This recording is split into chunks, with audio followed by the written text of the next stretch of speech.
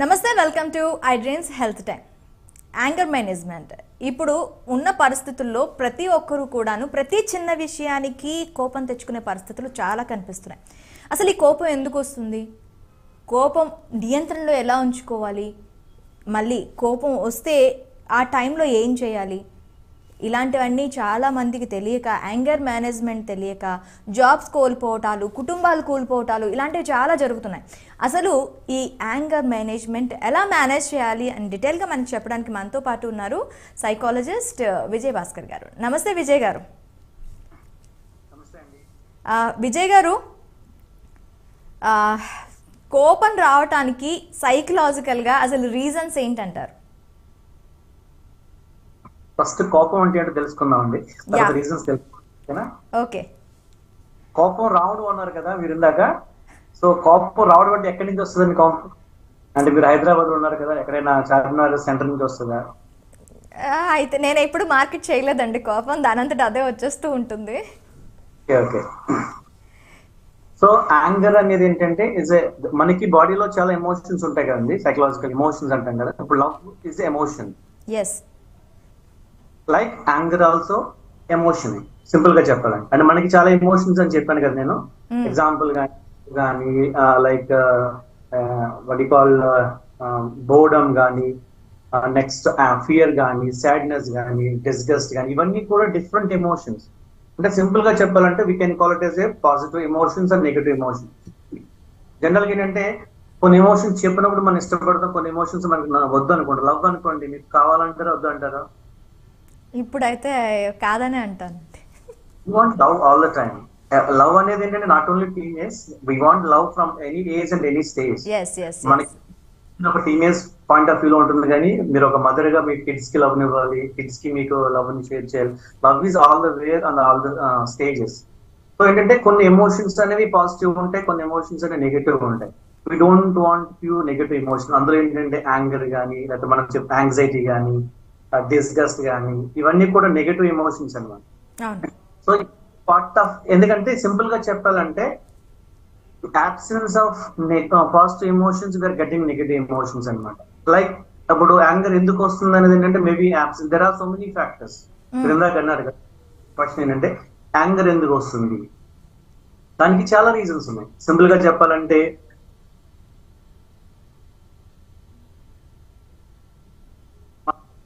Like మీరు ఏదో ఒక పని చేయాలనుకుంటారు, అవ్వలేదు, దాని వల్ల నుంచి కూడా మీకు యాంగర్ రావచ్చు. ఓకే, ఎగ్జాంపుల్ గా అలాగే చాలా సిచ్యువేషన్ మనం అనుకున్న వాళ్ళు మన మాట వినలేదని కానీ, లేకపోతే అందులో చాలా టైప్స్ కూడా ఉన్నాయి యాంగర్స్ లో. సో ఎగ్జాంపుల్ గా మనం చాలా తీసుకోవచ్చు అనమాట. అంటే ఎగ్జాంపుల్ మీకు చెప్తానండి. మనకి ఇంజస్టిస్ జరిగింది కానీ, మనం అనుకున్న నీడ్స్ ఫుల్ఫిల్ అవ్వలేదని కానీ, లేకపోతే మనం అనుకున్న వాళ్ళు హర్ట్ చేశారని కానీ, లేకపోతే మన సెల్ఫ్ ఎస్టీమ్ ఇదైనప్పుడు కానీ, ఇలా చాలా సిచ్యువేషన్స్ ఉన్నాయి. సో ఇవన్నిటిని కూడా మనం అంటే మన మైండ్ కి కానీ, మన యాక్షన్స్ కానీ, మన బిహేవియర్ కానీ అనుకున్న దానికి అనుకున్నది జరగకపోతే అది ఆబ్జెక్ట్ అవ్వచ్చు, పర్సన్ అవ్వచ్చు, దాని యొక్క రిఫ్లెక్షన్ గా మనం తీసుకోవచ్చు అనమాట యాంగర్ అనేది. దానిలో డిఫరెంట్ స్టేజెస్ ఉంటాయి. యాంగర్ ని ఎక్స్ప్రెస్ చేసే విధంలో చాలా ఉన్నాయి. సింపుల్ గా చెప్పాలంటే ఇట్స్ టైప్ ఆఫ్ ఎమోషన్ అనమాట, negative emotion of the human person, simple గా చెప్పాలి అంటే. అయితే మనకి కోపంలో కూడాను హైపర్ గా ఉంటుంది, అలాగే షార్ట్ టర్మ్ గా ఉంటుంది. హైపర్ లో ఎలా అంటే కంప్లీట్ గా వాళ్ళని నియంత్రించుకోలేరు. ఈ హైపర్ యాంగర్ అనేది ఎప్పుడు జనరేట్ అవుతుంది? ఈ హైపర్ యాంగర్ వల్ల నష్టాలేంటి? ఓకే, యాంగర్ షార్ట్ టర్మ్ మనం అంటాం కదండి. ఇప్పుడు మనం ఎప్పుడు మీరు వినే ఉంటారు, అంటే యాంగర్ గురించి ఏంటంటే షార్ట్ టర్మ్ లాంగ్ టర్మ్ గురించి చెప్పే ముందు ఏంటంటే మీకు ఒక విషయం క్లారిటీ ఇస్తాను. చాలా మంది అడుగుతుంటారు, సార్ మనకి ఇది జెనెటికల్ గా వస్తుందా ఏంటి అని చెప్పేసి. సో దానికి ఇచ్చిన తర్వాత మీకు చెప్తాను. జెనెటికల్ గా వస్తుంది అంటే మనం చాలా మంది అచ్చం మీ నాన్నలాగా ఉన్నవారా, మీ అమ్మ కళ్ళు వచ్చింది, మీ నాన్న ముక్కు వచ్చింది, ఏదో సంథింగ్ అంటాం కదా. అలాగే నీకు కూడా మీ నాన్నలాగా కోపం ఎక్కువ అంటారు. చాలా సందర్భాల్లో అంటే ఇంట్లో నాన్నలానే కాదు, ఇంట్లో ఎవరికి ఎక్కువ కోపం ఉంటే ఆ కోపాన్ని వాళ్ళు వ్యక్తపరిచినప్పుడు వాళ్ళని మనం ఎక్కువగా ఇది చేస్తూ ఉంటాం, జడ్జ్ చేస్తూ ఉంటాం. Correct correct. అంటే emotions also will be carry forward from one genes to genes అంటాం కదా. అంటే మనం బాడీ ఫీచర్స్ ఎలా అయితే వస్తాయో ఎమోషనల్ మన కదా, కోపం అనేది కాదు. కొంతమంది మీ నాన్నలాగా నువ్వు చాలా ప్లెజెంట్ గా ఉంటారా, మీ నాన్నలాగా మీ మామయ్యలా కోపం ఎక్కువ, మీ అమ్మలాగా ఇది ఎక్కువ అంటే సైకలాజికల్ మన ఫిజియలాజికల్ ఫీచర్స్ ఎలా అయితే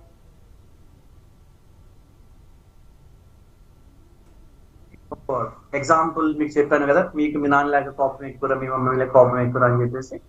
సో దిస్ ఇంకా అంటే దాన్ని బట్టి ఏంటంటే మనకు అర్థం అవుతుంది వాళ్ళకి కూడా మన ఇంట్లో వాళ్ళకు ఉంటే మనం కూడా రావడానికి కూడా ఛాన్సెస్ ఉన్నాయనేది ఒక బయలాజికల్ మన జెనెటికల్ ఫ్యాక్టర్. అంటే వన్ ఈజ్ జెనెటికల్ ఫ్యాక్టర్, రెండోది ఫ్యాక్టర్స్ అన్నమాట. కొన్ని సిచ్యువేషనల్ ఫ్యాక్టర్స్ జెనెటికల్ గా కూడా కోపం వచ్చే అవకాశాలు ఉంటాయి అంటారు. ఉంటాయి అంటే ప్రతి మనిషిలోని కూడా పాజిటివ్ ఎమోషన్స్ రెండు ఉంటాయి. కోపం అనేది అందరిలో ఉంటది. ఎప్పుడు రావాలి, ఎంత మోతాదులో రావాలి, ఎవరి మీద రావాలి అనేది చాలా ఇంపార్టెంట్. ఎందుకంటే ఈ రోజుల్లో నేను ఎప్పుడు అంటుంటాను అంటే క్షణికావేశంలో చాలా మంది అంటే క్షణాలకి తప్పు చేస్తే యుగాలకి శిక్ష పడుతున్నట్టుగా ఏంటంటే ఆ క్షణికావేశంలో యాంగర్ ని కంట్రోల్ చేసుకోలేక చాలా తల్లిదండ్రులను పోగొట్టుకున్నవారు, పిల్లల్ని పోగొట్టుకున్నవారు. మీరు ఎప్పుడైనా మీకు ఒక చిన్న కథ చెప్తాను, మీకు చెప్పమంటే చిన్న షార్ట్ స్టోరీ అనమాట. అంటే ఒక రోజు ఒక చిన్న పిల్లవాడు అంటే ఒక 3 years 4 years బాబు ఉన్నాడు. వాళ్ళ ఫాదర్ అప్పుడే ఒక కొత్త కార్ తీసుకొచ్చి ఇంటి ముందు హోల్డ్ చేస్తాడు అనమాట. అలా ముందు పెట్టి వచ్చి పైకి వెళ్ళి వచ్చాడు. అంతే రాగానే పిల్లవాడికి ఎందుకు వచ్చి గబగబా చిన్న స్టోన్ ఏదో కనబడితే బోనెట్ ఉంటుంది కదా, కార్ బోనెట్ మీద సంథింగ్ ఏదో రోడ్ సంథింగ్ అనమాట. ఫాదర్ కొత్త కారు కదా, ఎవరికైనా కొత్త వస్తువు కొత్త వారిని కానీ చాలా చూడంగానే ఏదో రాసి వివత్సమైన కోపం వచ్చేసి అదే వాళ్ళ అబ్బాయి 3 years బాగున్నాడు కదా, ఆల్మోస్ట్ ఫింగర్స్ మీద స్టోన్ తీసుకుని గట్టి కొట్టేది. ఆల్మోస్ట్ ఈ ఫింగర్స్ అన్ని స్క్వీజ్ అయిపోతే పాపం పిల్లవాడు పాపం చాలా బాధపడుతూ చెప్పాలంటే పాపం వాళ్ళకి మదర్ కూడా లేదనమాట. ఫాదర్ ఈస్ టేకింగ్ అంతా చాలా భయంకరంగా ఏడుస్తుంటే తన మదర్ వాళ్ళ ఫాదర్ ఇమీడియట్ గా రెస్పాండ్ అయ్యి పాప ఎందుకు ఇలా చేశారని చెప్పేసి గబగబా తన హాస్పిటల్ తీసుకెళ్లి హాస్పిటల్ తీసుకెళ్లి పాప చేతికి స్టిచెస్ అన్ని వేయించి తనే బాధపడుతుంది. ఎందుకు నేను చిన్నగా ఇది చేశానని చెప్పేసి తనలో తనే బాధపడిపోయి పాపం తన్ని ఇంకేం కాదు నాన్న నేను ఉన్నాను, ఇంకెప్పుడు అలా చేయనని చెప్పేసి పాపం అలా ఏడుస్తూనే ఉన్నాడు. అందుకని ఏంటయిందా అని చెప్పేసి పాపం ఏడ్చుకుంటూ వచ్చి కిందకు వచ్చి డాక్టర్ మీరు బయట ఉన్నారని చెప్పేసి అంటే బయటికి వెళ్ళాలని చెప్పేసి కిందకు వచ్చి ఆ బానెట్ దగ్గర కార్ దగ్గర నుంచి ఉంటే ఏం రాసి ఇలా చూసాడు అనమాట. బానెట్ మీద ఏం రాశాడని ఐ లవ్ యూ డాడీ అని రాశాడు అనమాట. ఒక్కసారి తండ్రికి ఏమైందంటే కళ్ళలోంచి ఒక్కసారి ఆపుకోలేని దుఃఖం వచ్చేసింది. అంటే ఈ రోజుల్లో ఏమైందంటే మనం వస్తువుల్ని ప్రేమిస్తాం, మనుషుల్ని దూరం చేసుకుంటాం. అంటే I'm not saying that things are not important, things are important, but emotions also చాలా important.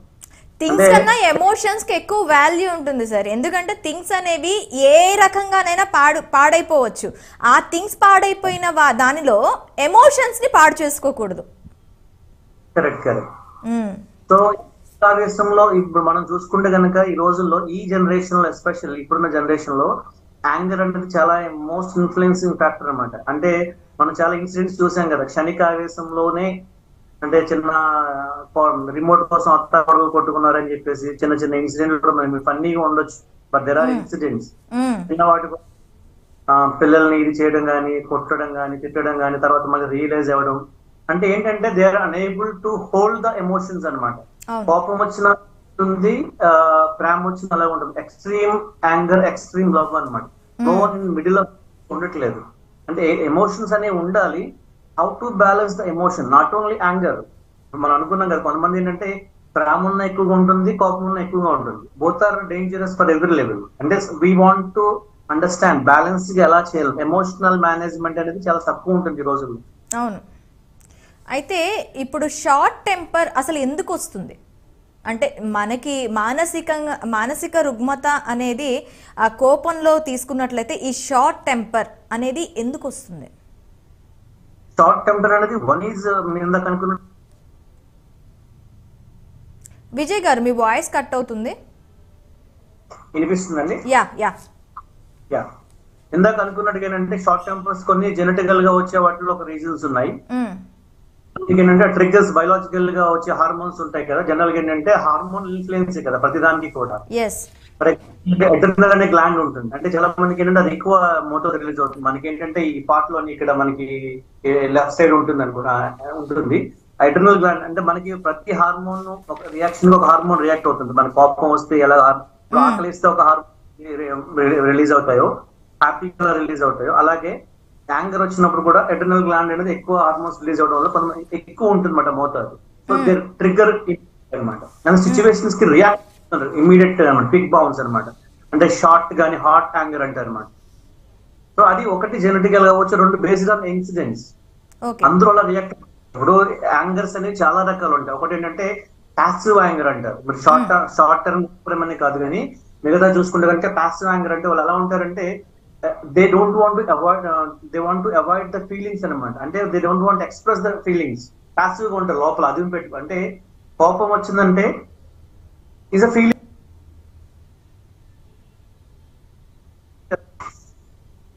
Anger is a feeling, right? Yes. So దాన్ని ఎలా ఎక్స్ప్రెస్ చేస్తాం అనేది డిపెండ్స్.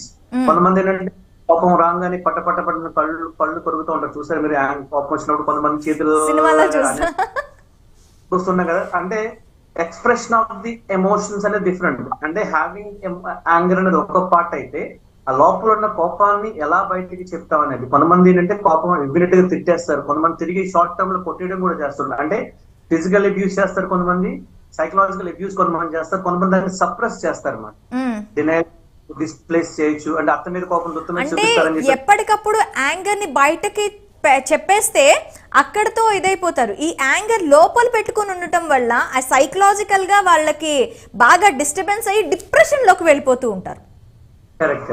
అంటే అదే దట్ ఈస్ కాల్డ్. అది యాంగర్ ని ఎలా మేనేజ్ చేస్తాం అంటే ఒక యాంగర్ అనే కాదు, ఎనీ ఎమోషన్ మనం తీసుకొచ్చి పాయింట్ ఆఫ్ వ్యూ, యాంగర్ కానీ ఎనీ అదర్ ఎమోషన్.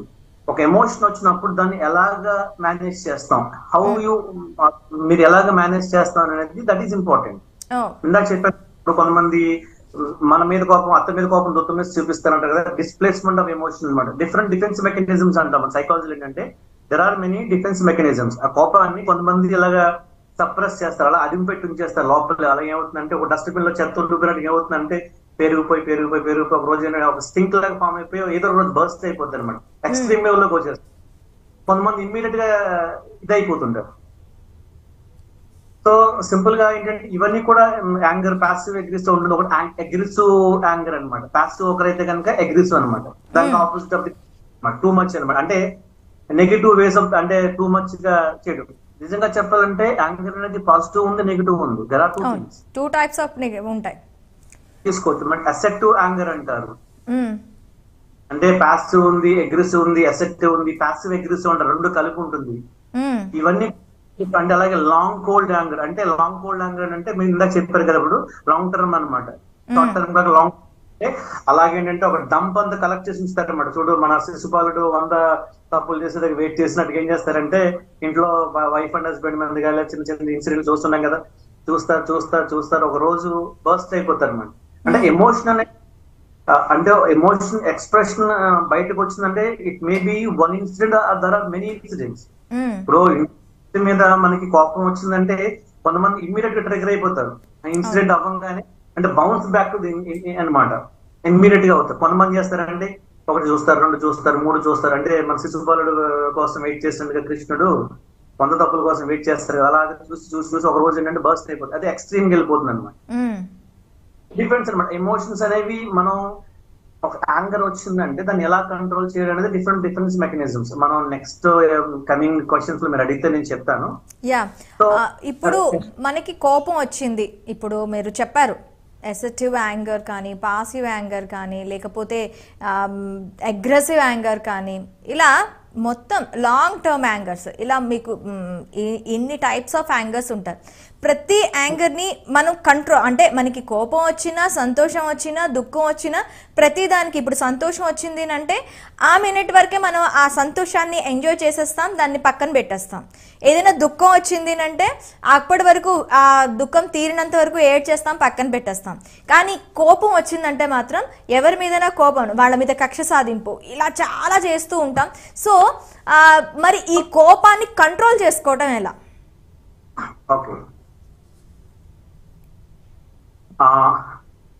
కోపానికి యాంగర్ మేనేజ్మెంట్ అన్నాం కదండి ఇందాక. ఇప్పుడు యాంగర్ గురించి మాట్లాడుకున్నాం కదా. నేను మేనేజ్మెంట్ కోపం మీకే ఎగ్జాంపుల్ ఇస్తాను. మీ కోపం ఎందుకు వస్తుంటదండి? జనరల్ మీకు ఎప్పుడైనా కోపం వచ్చిందా? చాలా సార్లు, చాలా సందర్భాల్లో ప్రతి దానికి వస్తూ ఉంటుంది. అడుగు తీసి అడుగు పెడితే వస్తూ ఉంటుంది. కాకపోతే దాన్ని బయటకు చెప్పను, ఒక స్మైల్ ఇచ్చేసి మన పని మంది కాదు అని చెప్పి పక్కకు వెళ్ళిపోతాను. సో అది మీద ఒక డిఫెన్స్ మెకానిజం. మిమ్మల్ని ఎందుకు అడిగానంటే మీద ఒక డిఫెన్స్ మెకానిజం. అంటే మీకు కోపం వస్తుంది అంటే అది చెప్తాం కదా, కోపం రావడం అనేది సహజం. సరైన వ్యక్తి మీద సరైన సమయంలో సరైన మోతాదులో సరైన రీజన్ కోసం ఎక్స్ప్రెస్ చేయడం అనేది చాలా ఇంపార్టెంట్. సమయం సందర్భం ఇంపార్టెంట్. ఎవరి పడి మీద వాళ్ళతో కోపం మనం చూపించడం దానికి వాల్యూ ఉండదు కదా. సో మీరేం కోపం రాగానే ఇమ్మీడియట్ గా దాన్ని ఒక స్మైల్ ఇచ్చి దాన్ని అది రిజాల్వ్ చేస్తున్నారా కంప్రెస్ చేస్తున్నారో మీకు తెలియాలి. మీకు ఇందాక చెప్పిన డిఫెన్స్ మెకానిజమ్స్ అనేవి ఎలా ఉంటాయంటే, ఒక ఎమోషన్ వచ్చినప్పుడు ఎగ్జాంపుల్ మనం యాంగర్ ని తీసుకున్నప్పుడు మనం దాన్ని సప్రెస్ చేస్తున్నామా, డిస్ప్లేస్ చేస్తున్నామా, డినై చేస్తున్నామా, అంటే తెలుగు ఎగ్జాక్ట్ వర్డ్స్ నేను చెప్పలేను కానీ రాషనలైజ్ అంటే దాన్ని విశ్లేషించడం అన్నమాట, సింపుల్ గా చెప్పాలని. అంటే అప్పుడు దాన్ని కూలంకషంగా దాన్ని విశ్లేషణ చేసి దాన్ని సాల్వ్ చేసాం అనుకో ప్రాబ్లం అక్కడితో అయిపోతుంది. లేదు దాన్ని అలా అది అనుకోండి ఇంకోటి వస్తుంది, ఇంకోటి అదుము పెడతాం, ఇంకోటి వస్తుంది, దాన్ని అదుము పెడతాం. అలా పెట్టుకుంటా ఉంటే ఏమవుతుంది అంటే అది టూ మచ్ ఎక్స్ట్రీమ్కి వెళ్ళిపోతుంది. అంటే సొల్యూషన్ ఆలోచిస్తాము ఆ టైంలో. ఎందుకంటే ఆ చెప్పిన పర్సన్ మనకి ఇప్పుడు మనం కోపం చూపించాల్సిన పర్సన్ కూడా సేమ్ లెవెల్లో మన మీద అదే యాటిట్యూడ్ తో ఉంటారు. అది కాదు అని చెప్పడానికి కొంత సమయం తీసుకొని ఆ యాటిట్యూడ్ ని బయట పెడతాం. కరెక్ట్. ఇది కోపం ఇది కాదు, ఇలా ఉంటే బాగుంటుంది అని చెప్పి తర్వాత చెప్తాం. అంటే మనుషుల మధ్య దూరం పెరిగే కన్నా ఆ దూరాన్ని ఒక కోపాన్ని చూపించి అక్కడ క్షణికావేశం చూపించే కన్నా దాన్ని కంప్లీట్ గా పట్టేసుకొని దాన్ని ఊగకుండా కొంత టైం తీసుకొని కొంత టైం గ్యాప్ తీసుకొని దాన్ని ఫుల్ఫిల్ చేసే ప్రయత్నాలు చేస్తూ ఉంటాం. నా యాంగర్ మేనేజ్మెంట్ అయితే అలా ఉంటుంది. Correct correct. అంటే ఇంకొక సందర్భం ఏంటంటే మేడం, అంటే ఎమోషనల్ యాంగర్ మేనేజ్మెంట్ కి చాలా మెథడ్స్ ఉన్నాయి. అంటే రెండు ఎగ్జాంపుల్స్ ఇస్తాను నేను. ఒకటి ఏంటంటే మనిషికి కోపం ఎప్పుడు వస్తుంది అంటే రెండు సందర్భాలండి. అంటే నాకు తెలిసిన సిచ్యువేషన్ లో మనకి మనం సమాధానం చెప్పుకోలేనప్పుడు కానీ ఎదుటి వాళ్ళకి సమాధానం చెప్పలేనప్పుడు కానీ ఈ రెండే సందర్భాల్లో మనిషికి కోపం వస్తుంది. మళ్ళీ చెప్తున్నాను, అవతల వాళ్ళ బిహేవియర్ ఇరిటేట్ చేసినప్పుడు కూడా కోపం వస్తుందండి. ఇప్పుడు మన కోపం ఎప్పుడు వస్తుందంటే అండి, ఇప్పుడు మనకి ఫర్ ఎగ్జాంపుల్ ఇప్పుడు చెప్పాను కదా, మనకి మనం సమాధానం చెప్పుకోలేనప్పుడు మన మీద కోపం కానీ తమ ఆబ్జెక్ట్ మీద కోపం చేయడం. రెండో ఎదుటి వాళ్ళకి సమాధానం చెప్పలేను. అంటే మనకి సొల్యూషన్ దొరికింది అనుకోండి మన కోపం రాదు. నేను ఒక ఎగ్జాంపుల్ ఇస్తాను మీకు, సింపుల్ ఎగ్జాంపుల్ ఇస్తాను. ఇద్దరు పిల్లలు ఉన్నారు, 2 kids ఆర్ దేర్. ఇద్దరు ఇద్దరు ఏడుస్తున్నారు. ఒక సందర్భంలో మీకు వాళ్ళని ఎలా ఊరుకోపెట్టాలో తెలుసు, ఇంకొక సందర్భంలో ఎలా ఊరుకోపెట్టాలో తెలియదు. ఎక్కడ కోపం వస్తుంది మీకు? దగ్గరేమో మీకు వాళ్ళని ఎలా ఊరుకోపెట్టాలో తెలుస్తుంది అనుకోండి, కోపం వస్తుందా? లేదు. వాళ్ళని ఊరుకోపెట్టే లాజిక్ తెలిసినప్పుడు ఆ లాజిక్ ని ఫాలో అయిపోతాం. తెలియలేదు అనుకోండి కోపం వస్తుంది. అవునా? ఖచ్చితంగా. అంటే వాళ్ళకి కోపం వచ్చినప్పుడు దాన్ని ఎలా కంట్రోల్ చేయాలో ఎలా మేనేజ్ చేయాలో తెలియనప్పుడు ఖచ్చితంగా కోపం అనేది మనం చూపిస్తాం.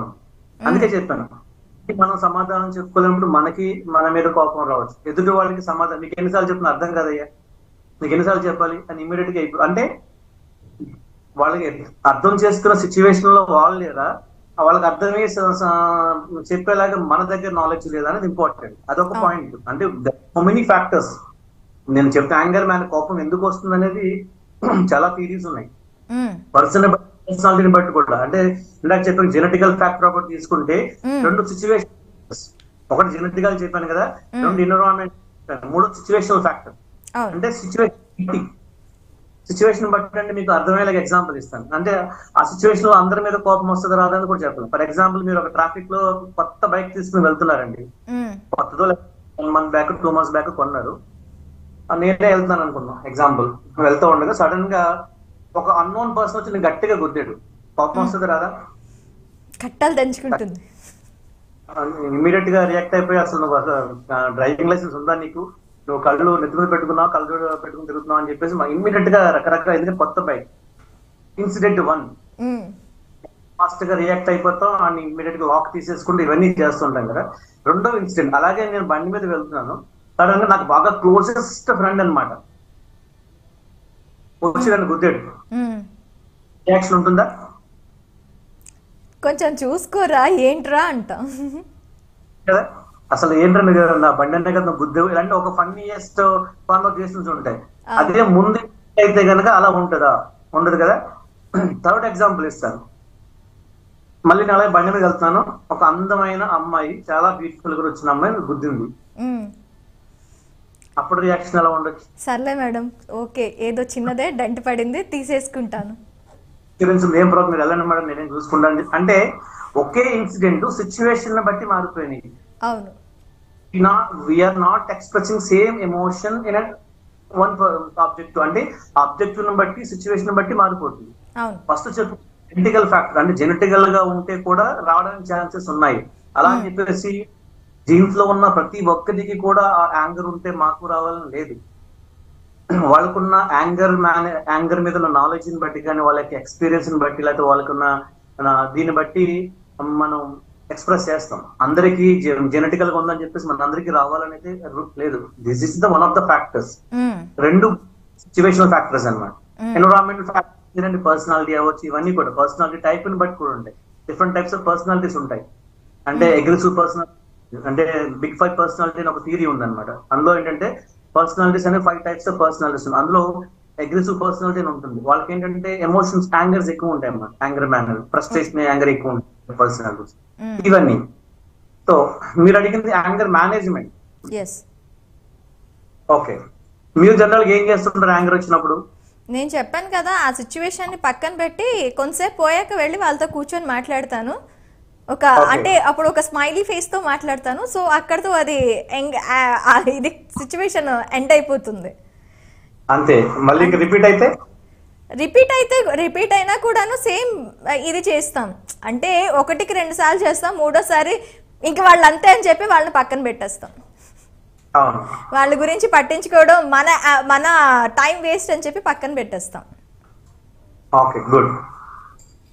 సో ఇప్పుడు దాకా మనం మీకు యాంగర్ మేనేజ్మెంట్ గురించి చెప్తా, అంటే ఎమోషన్స్ గురించి చెప్పుకున్నాం కదా. ఎమోషన్స్ రావడానికి జెనెటికల్ అనుకున్నాం, సిచ్యువేషన్స్ అనుకుని ఇవి అనుకున్నాం కదా. సో ఎమోషన్స్ ఈ రోజుల్లో నేను అబ్జర్వ్ చేస్తుంది ఏంటంటే, ఎస్పెషల్లీ ఎడ్యుకేషన్ సిస్టమ్ జనరల్ గా మాట్లాడే ముందు పిల్లలు ఈ రోజు మనం చూస్తున్నాం కదా, క్షణిక ఆవేశంలో చిన్న చిన్న మిస్టేక్స్ చేయడం, సూసైడ్ చేసుకోవడం. పిల్లల్లో ఈ రోజుల్లో జనరేషన్ లో ఎమోషనల్ మేనేజ్మెంట్ అనేది చాలా తక్కువ ఉంటుంది. ఎడ్యుకేషన్ సిస్టమ్ లో ఐక్యూ ఉన్నంత ఫోకస్, అంటే ఎమోషనల్ ఐక్యూ మీద ఫోకస్ చేస్తున్నట్టుగా ఎమోషనల్ కోషెంట్ కానీ సోషల్ కోషెంట్ కానీ ఇప్పుడున్న పిల్లలు ఉన్నట్లేదు. ఎందుకంటే మన పిల్లల్ని చూస్తున్నాం కదా, చిన్నవాటికి బాధపడిపోవడం, అయ్యో ఎల్కేజీ యూకేజీ పిల్లల్లో కూడా మీరు ఐక్యూ లెవెల్ వరకు వెళ్ళిపోతున్నారు. అంటే మీరు ఒక టీనేజర్స్ వరకు వెళ్ళిపోతున్నారు. Teenagers or below teenagers 10 years ఆ పిల్లలకి అంటున్నారు. ఎల్కేజీ పిల్లలు కూడాను ఇప్పుడు యాంగర్, ఒక వీడియో రిలీజ్ అయిందండి. అంటే వాళ్ళందరినీ కలిపి ఒక రూమ్ లో పెట్టేశారు. ఆ రూమ్ లో పెట్టేసిన పిల్లలకి ఏం చేశారు అంటే, కంప్లీట్ గా ఆయమ్మ వస్తుంది, ఎవరి పేరెంట్స్ వస్తే వాళ్ళ పేరెంట్స్ ని తీసుకెళ్తుంది, మిగతా వాళ్ళని మళ్ళీ రూమ్ లో పెట్టి తలుపు వేసేస్తుంది. దీనికి ఆ బాబు ఇరిటేట్ అయ్యి, ఒక బాబు అందులో ఒక చిన్న బాబుని మళ్ళీ వాడితోటి వాడిని కింద పడి టపా టపా టపా టపా టపా టపా టపా 2 minutes ఏకధాటిగా కొట్టాడండి. వాళ్ళు చదువుతుంది ఎల్కేజీ యూకేజీ. ఆ పిల్లలు, ఆ వీడియోలో కనిపిస్తున్న పిల్లల్ని చూస్తే వాళ్ళు చదువుతుంది ఎల్కేజీ యూకేజీ. ఆ పిల్లలు కూడాను కోపాన్ని ఎక్స్ప్రెస్ చేయాలి, ఇలాగ కోపాన్ని ఎక్స్ప్రెస్ చేయాలన్నది తెలిసిపోతుంది. వాళ్ళు అంటే ఆ రూమ్ లో పడేసి పెట్టేసినందువలన వాడికి వచ్చిన కోపాన్ని అలా తీర్చుకున్నాడు. ఈ వీడియో వైరల్ కూడా అయిందండి. ఓకే, నేను చూడలేదు. సో చిన్నపిల్లలనే కాదు, ఇప్పుడున్న జనరేషన్, అందుకే చెప్తున్నాను, ఇప్పుడున్న జనరేషన్ అంటే ఒక 10 years జనరేషన్ తీసుకుంటే కనుక పిల్లల్లో ఈక్యూ అంటమాట. ఇప్పుడు మేము యాంగర్ మేనేజ్మెంట్ అనేది డిఫరెంట్ ఎమోషన్స్ లో ఒక పార్ట్ కాబట్టి ఎమోషనల్ మేనేజ్మెంట్ అంటాం. సింపుల్ గా చెప్పాలంటే ఎమోషన్స్ అనేవి ఏంటంటే మేము ఇప్పుడు చెప్తున్నట్టుగా యాంగర్ కూడా ఒక పార్ట్ కాబట్టి ఈక్యూ అనేది పిల్లలకి చాలా ఇంపార్టెంట్. చిన్నపిల్లలు ఉంది, పెద్దవాళ్ళు కూడా అలాగే ఉంది. మనం చూస్తున్నాం కదా చాలా చాలా సందర్భాల్లో. ఇప్పుడు మనకి పెళ్లి విషయం, మ్యారేజ్ విషయంలో కూడా ఎలా అవుతుందంటే మనం చూస్తున్నాం కదా, చిన్న చిన్న వాటికి విడిపోవడాలు, కోపాలు తెచ్చుకోవడాలు. ఇంకా చెప్పాలంటే ఈ రోజు పిల్లలు ఎలా అయిపోయినంటే love at first sight, divorce at first fight లాగా అయిపోయింది. పూర్వకాలంలో ఆ కంట్రోల్ ఉండేది. క్షణిక ఆవేశాలకి మనం బయటకు వచ్చేయడం, క్షణిక ఆవేశాల్లో మళ్ళీ చేసుకోవడం, ఆ ఎమోషన్స్ కంట్రోల్ చేసుకోవడానికి ఛాన్సెస్ చాలా తక్కువ తీసుకున్నారు. ఓకే. సో ఏంటంటే దానికి చాలా మనం టిప్స్ అనేది మనం చూసుకోవచ్చు. అంటే ఒకటి సింపుల్ గా చెప్పాలంటే మనం ఎగ్జాంపుల్ ఏంటంటే నంబర్ కౌంట్ అంటే మనకు అందరికీ తెలిసింది అనమాట. ఫర్ ఎగ్జాంపుల్ మనకి కోపం వస్తుంది అనే సందర్భం కనిపిస్తుంటే కనుక జస్ట్ హోల్డ్ డీప్ బ్రీతింగ్ తీసుకుని if you're able to count ఒక 20 నెంబర్స్ కానీ రివర్స్ నెంబరింగ్ చేయగలిగితే కనుక we have time to express our emotion. అంటే కండిషనింగ్ చేయడం అనమాట.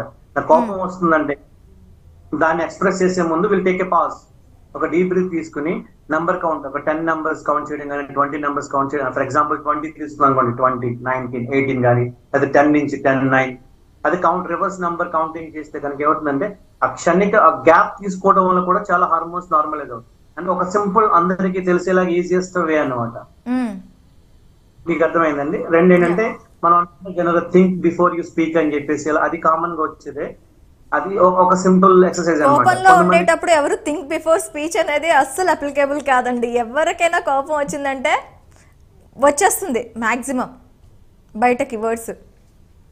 అవును, వచ్చేస్తుంది. దాన్ని కంట్రోల్ చేయడం కోసమే మనం ఇవన్నీ కూడా మనకి కొంతమంది అది దానికి మేనేజ్మెంట్ స్కిల్స్ కొన్ని ప్రాక్టీస్ చేయించాల్సి ఉంటుంది. అంటే మనం కోపం అనేది మనం నెగటివ్ గా తీసుకుంటాం కాబట్టి we don't like that anger generally, అంతే కదా. లవ్ ఇచ్చిన ప్రయారిటీ యాంగర్కి ఇవ్వం కాబట్టి ఆ క్షణిక ఆవేశంలో కదా. ఎందుకంటే అప్పుడప్పుడు నేను పోలీస్ డిపార్ట్మెంట్ వాళ్ళతో మాట్లాడుతున్నప్పుడు వాళ్ళ జనరల్ కంప్లైంట్ ఏంటంటే పోలీస్ ప్రిజనర్స్ చాలా మందిలో మోర్ దాన్ 90% ఏంటంటే క్షణిక ఆవేశంలో హత్య చేసి కానీ మర్డర్ చేసి కానీ మానభంగం చేసి కానీ వచ్చి జైలుకి వచ్చిన వాళ్ళు they are not professional killers.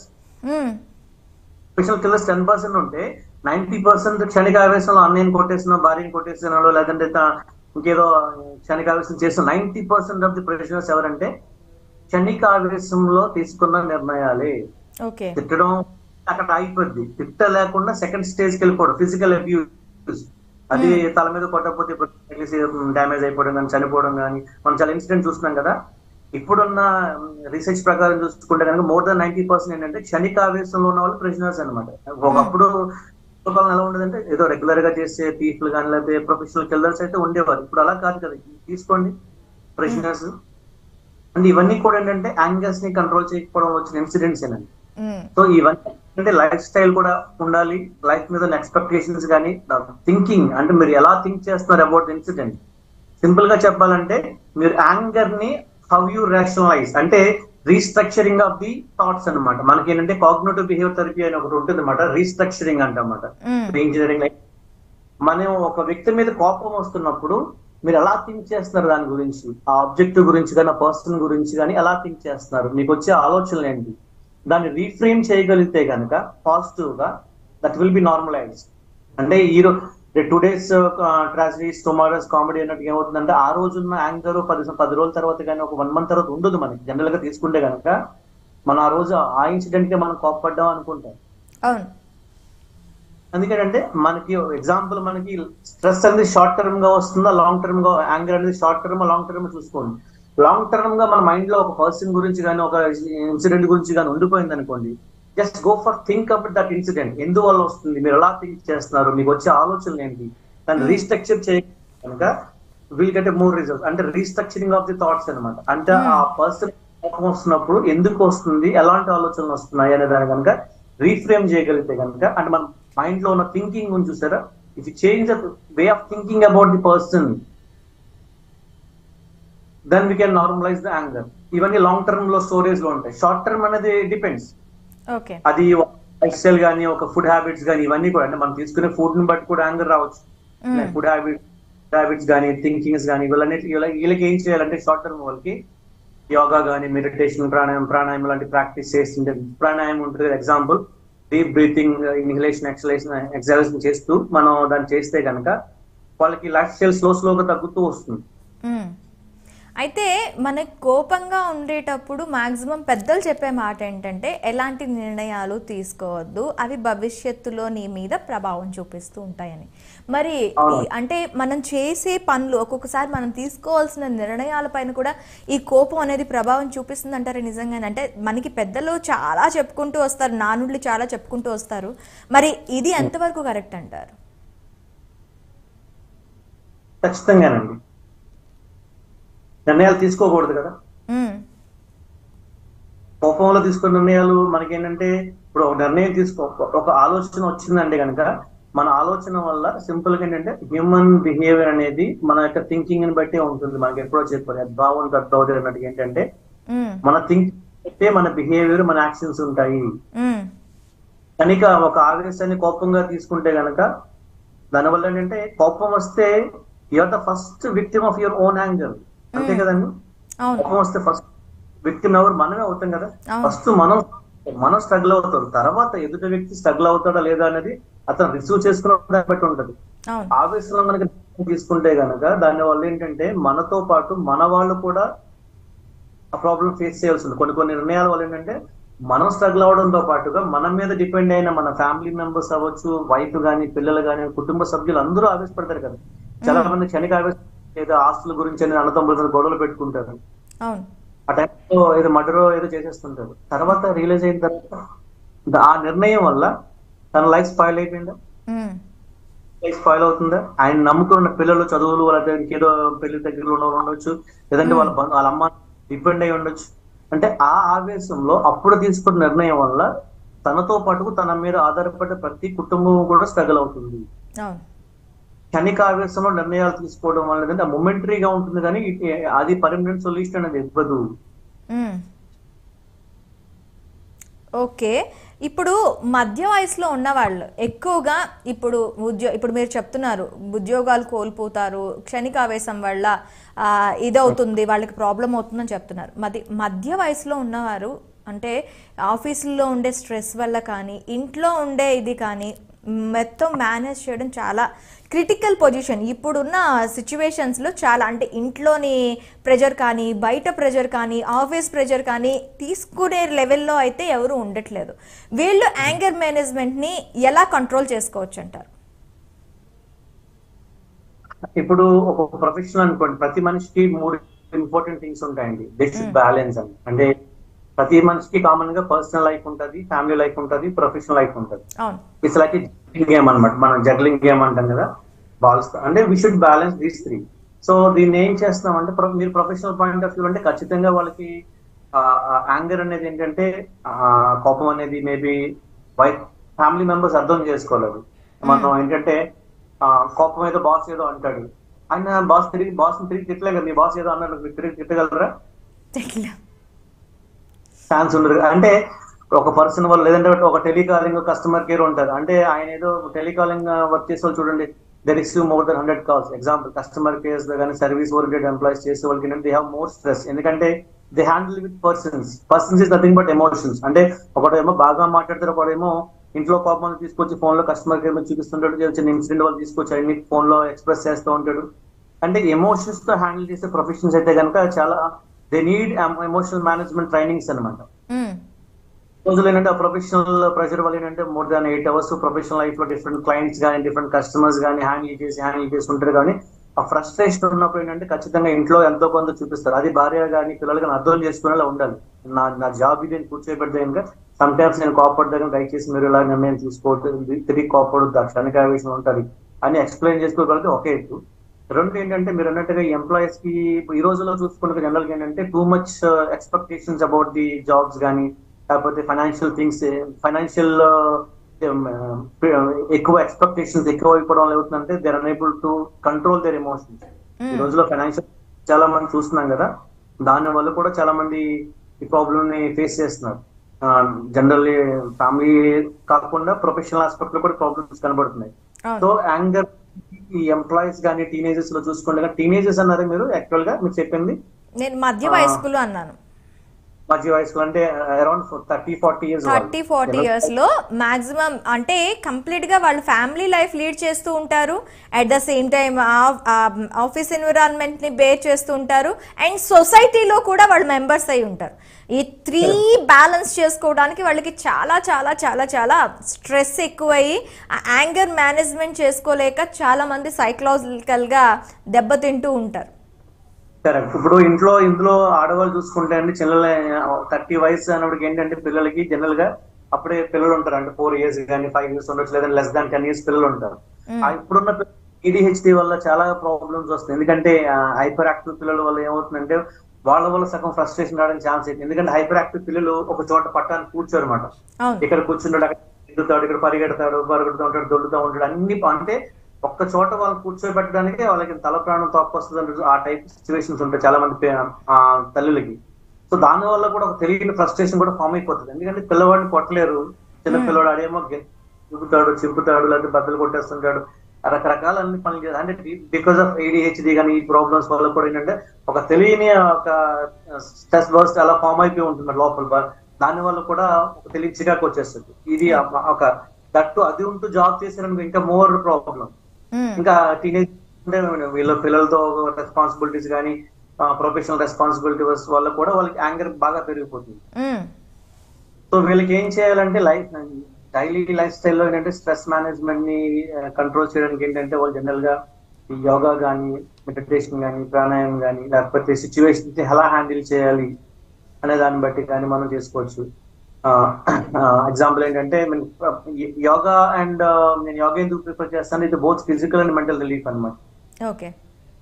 Hormones ని ఎంత నార్మలైజ్ చేయగలిగితే కనుక అంత. రెండు ఏంటంటే మనం మెడిటేషన్ చేయడం వల్ల కూడా థాట్స్ అనేవి కొంచెం ఫిల్టర్ అవుతుంటాయి. అంటే లోపల ఉన్న మనకి ఇన్కంప్లీట్ థాట్స్ చాలా ఉంటాయి కదా, ఇవన్నీ మనం ఎప్పుడైనా కూర్చున్నప్పుడు కానీ మెడిటేషన్ లో చూసినప్పుడు కానీ ఇవన్నీ కూడా వాష్ అవుట్ అవుతుంది. లేకపోతే లోపల ఇన్కంప్లీట్ స్టఫ్ చాలా ఉండిపోతుంది.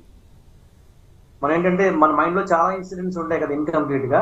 ఇన్కంప్లీట్ కొంత మైండ్ లో ఉండిపోవడం వల్ల ఏమవుతుందంటే అది ఓవర్ ప్రెషర్ అయిపోతుంది. చూడండి మనకి ప్రెషర్ కుక్కర్ లో లోపల ఫస్ట్ అయిపోయి ఎలా బయటకు వస్తుంది, అది ఎయిర్ అనేది బయటికి వెళ్ళకపోతే ఏమవుతుంది అంటే లోపల ఉన్న థాట్స్ అంటే డంప్ ఉంటుంది చూసారా, ఆ డంప్ అనేది బర్స్ట్ అయిపోతుంది. ఆ మెడిటేషన్ ఒక హాఫ్ అన్ అవర్ పాటు కూర్చున్నాం అనుకోండి, ఒక 20 minutes కానీ ప్రాణాయామం చేస్తూ హార్మోన్స్ రిలీజ్ అవుతుంది, బాడీ రిలాక్స్ అవుతుంది, ఆ థాట్స్ కూడా ఎవాపరేట్ అయిపోయి కొంచెం వాష్ అవుట్ అవుతుంది. అట్లీస్ట్ ఇప్పుడు మనం ఏ రోజు డస్ట్బిన్ క్లియర్ చేస్తాం అనుకోండి, మనకి ఏ రోజు డస్ట్బిన్ తీసుకెళ్ళి ఆ రోజు పాడేస్తే పర్వాలేదు, అలాగే నెలకు ఒకసారి 2 నెలలకు ఒకసారి పాడేస్తే ఎలా ఉంటుంది, ఇల్లంతా ఎలా స్టింక్ అయిపోతుంది, ఇల్లంతా కంపు అయినట్టు. అలాగేనంటే మన మైండ్ లో ఉదయం నుంచి సాయంత్రం దాకా లాట్ ఆఫ్ స్టఫ్ ఉంటుంది. అంటే ఉదయం లేచిన కాడి నుంచి వాట్సాప్ లో మనం చూసే న్యూస్ కాడి నుంచి, లేకపోతే ఆఫీస్ న్యూస్ కానీ, ఫ్యామిలీ న్యూస్ కానీ, టీవీలో న్యూస్ కానీ, అన్ని న్యూస్ ఇన్కంప్లీట్ గా మైండ్ లో ఏంటంటే మైండ్ లో ఫామ్ అయిపోయి ఉంటాయి. దాన్ని ఏదో విధంగా బయటకి గంటకపోతే ఏమవుతుంది అంటే లోపల తెలియకుండానే ఇంట్లో చెత్త అయితే ఫామ్ అయిందో మైండ్ లో కూడా స్టఫ్ అనేది ఫామ్ అయిపోయి ఉంటుంది. దాన్ని ఎప్పటికప్పుడు వాష్ అవుట్ చేయాలంటే మనం ఏం చేయాలంటే we have give some time to wash out your mind. మన థాట్స్ అనేది ఏం చేయాలంటే వాష్ అవుట్ చేయాలి in the form of rationalize చేయడం కానీ, లేకపోతే దాని డిఫరెంట్ ఫార్మ్స్ లో.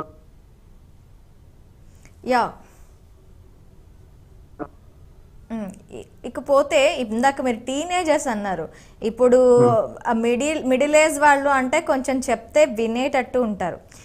పిల్లలు మాక్సిమం వాళ్ళ ఎంజాయ్ చేసే టైంలో కొంచెం డిస్టర్బెన్సెస్, పేరెంట్స్ రిస్ట్రిక్షన్స్, లెక్చరర్స్ వాళ్ళకి ఇచ్చే వర్క్స్, ఇలాంటివన్నిటి వాటి మీద కూడాను ఒక్కొక్కసారి తట్టుకోలేక యాంగర్ పెరిగిపోతూ ఉంటుంది. అలాంటి వాళ్ళు ఏం చేయాలంట?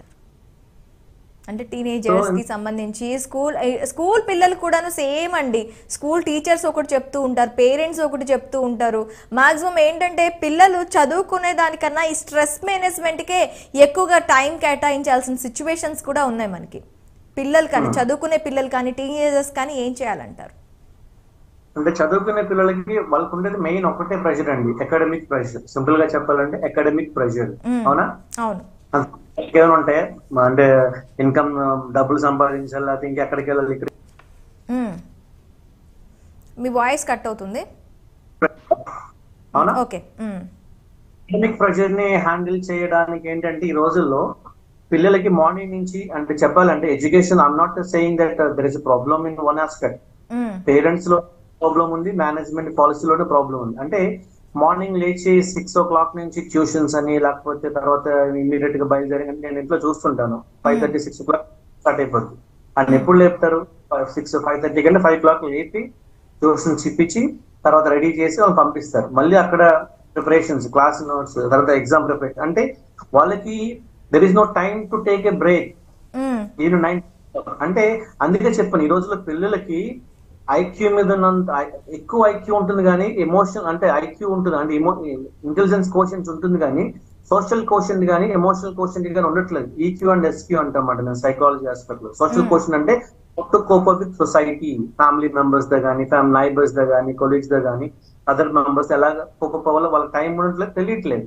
అలాగే ఏమవుతుంది, అకాడమిక్ ప్రెషర్ వాళ్ళు ఏంటంటే they are not getting free time to handle the other things.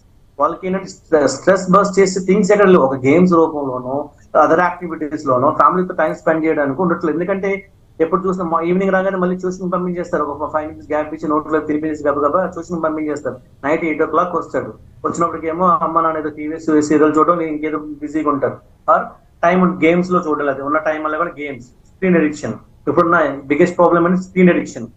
అది కూడా దానివల్ల అతను హార్మోన్స్ తెలియకుండా స్ట్రెయిన్ అయిపోతున్నాయి. ఒక గేమ్ అంటే మన ఇప్పుడు నలుగురితో కలుస్తూ ఉన్నారు అనుకోండి, ఒక ఫిజికల్ యాక్టివిటీస్ ఉండాలి. అక్కడ ఏం చేస్తున్నారు, గేమ్ లో మొబైల్ తో ఉంటూ అక్కడ గేమ్స్ ఆడుతున్నారు. పిల్లలకి అకాడమిక్ ప్రెషర్ ని ఓవర్కమ్ చేయడానికి ఉన్న టైం, అంటే ఒక అపార్ట్మెంట్ కల్చర్ వచ్చిందని ఎగ్జాంపుల్. అపార్ట్మెంట్ లో కార్లు పెట్టుకోవడానికి, బైక్లు పెట్టుకోవడానికి ప్లేస్ ఉంటుంది. ఆటలాడుకోవడానికి ప్లేస్ ఎక్కడ వస్తుంది వాళ్ళకి? టీచరు ఏదో పడిపోతారని చెప్పేసి, అలా దెబ్బలు తగులుతాయని చెప్పేసి, దానివల్ల మన పిల్లలంతా ఆడతారు, పడతారు జరుగుతూ ఉంటాయి. We should monitor, at the same time should encourage. At least కూర్చోబెట్టి పక్కింటి అపార్ట్మెంట్ వాళ్ళతో కాదు, మాక్సిమం పిల్లలు పడిపోయారు, వాళ్ళకి ఏమైనా దెబ్బలు తగిలాయంటే ఇంకా నెక్స్ట్ టైం ఆ గేమ్ ఆడించడానికి కూడా పేరెంట్స్ ముందుకు రావట్లేదు. అలాంటి పేరెంట్స్ అయితే ఖచ్చితంగా మారాలండి. అంత మారాలి కదా. ఇప్పుడు మీరు చిన్నప్పుడు మీరు గేమ్స్ ఆడారు, మేము ఆడాము. ఇప్పుడు విలేజ్ నుంచి వచ్చిన వాళ్ళు చిన్నప్పుడు అన్ని గేమ్స్ ఎక్కి, పుట్లెక్కి, దూకి, అన్ని దెబ్బలు తగిలిన వాళ్ళు, ఇంటికి రక్తాలు కార్చుకుని వచ్చిన వాళ్ళు అందరూ అదే చేసిన వాళ్ళు. ఇంట్లో కప్పు పుచ్చుకుని దెబ్బ తప్పించుకోకుండా, ఇంట్లో ఏమి తెలియకుండా మేనేజ్ చేసేవాళ్ళు.